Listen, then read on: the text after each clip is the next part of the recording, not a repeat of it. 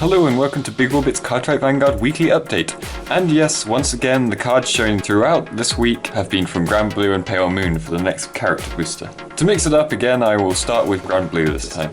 Diabolist of Corpse Negrosonga is first, and is a stride for Grand Blue. He has auto Vanguard Circle Counterblast 1 and choose a face down card with the same card name as this unit from your G-Zone and turn it face up.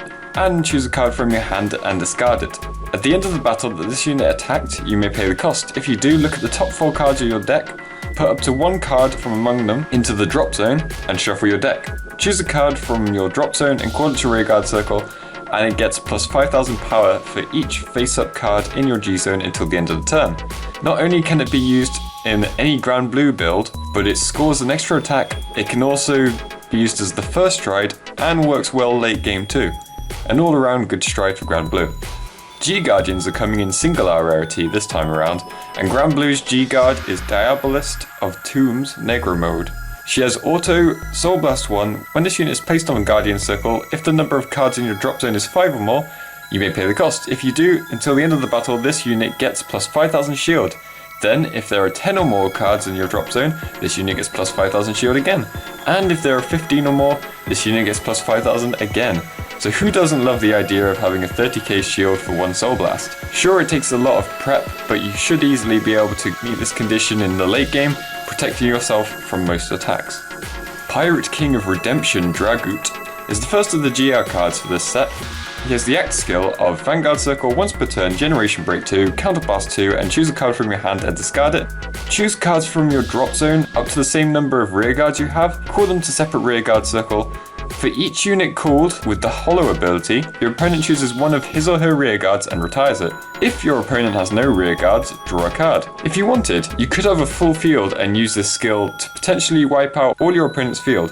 The enemy of this skill is Resist. This cost isn't even that high when you have Grenache around, so both great for filling your ranks and wiping your opponent's rearguards. A very great card all around. Seawall Banshee is the new Sentinel for Grand Blue, who is a perfect guard who must be placed on Guardian Circle from hand for the PG effect, but can protect rear guards. And she also has Hollow. Her last ability is Auto Generation Break 2, Soul Blast 1, and choose a card from your hand and discard it. And choose one other Seawall Banshee from your drop zone, put it to the bottom of your deck. When this hollowed unit is retired, if you have a Vanguard with Night Rose in its card name, you may pay the cost. If you do, return this card to your hand.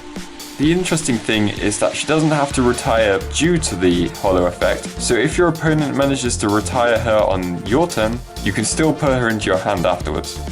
The only problem I see with this card is the Soul Blast, as the soul is very fought over already. But this card is probably worth it, as Water Spout Djinn isn't overly needed when Grand Blue have other great ways of countercharging. Ocean Depths Zombie Whale is a 12k grade 3 promo for Grand Blue. It has Hollow and Auto Rearguard Circle Generation Break 1.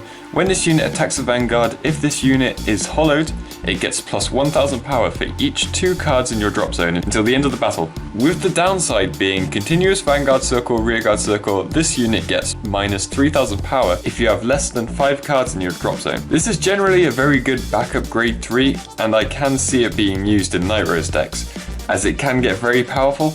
The continuous effect is very easy to avoid in Grand Blue, so you will be normally going in for very high numbers with this card. It may be wise to run a couple of this card when it comes out. Some people may prefer to still run Gas Dragon, but Gas Dragon does come with the mill cost when he attacks, which can lead to you decking out. Lastly for Grand Blue, I thought I'd show off the lovely new artwork for the reprint version of Vampire Princess of Nightfog Night Rose. The picture is a little blurry as the pic I had was very small, but it at least shows you the new card design, and I think it looks very nice, though I do also really like her original art too.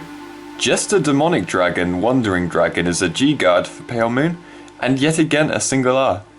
Auto, when this unit is placed on Guardian Circle, Soul Charge 1, choose a card from your soul, call it to Rearguard Circle. This is really nice for when you have Soul Charge triggers or standard perfect guards, which Silverthorn players such as myself should be happy about, as we tend to keep hold of Lydia for her Silverthorn title, and she can occasionally get stuck in the soul. It can also be used for Harry players if you are willing to change your countercharge perfect guard or lovely companion for a standard perfect guard, which may be the best option seeing as how much blind soul charging Harry decks do these days. As with the Night Rose, we also have the new art for Masked Magician Harry. Yet again, the picture is a bit blurry and there's a bit more going on in this picture, so it does make the blurriness seem worse, but it's still great art with Harry this time in a more action-focused pose. And that is all for this week. Feel free to leave a comment on what you think of these new cards, or if you just have any questions about the ruling. And be sure to check next week when I'll be going through the cards shown throughout the next 7 days. So I hope to see you next time. Bye!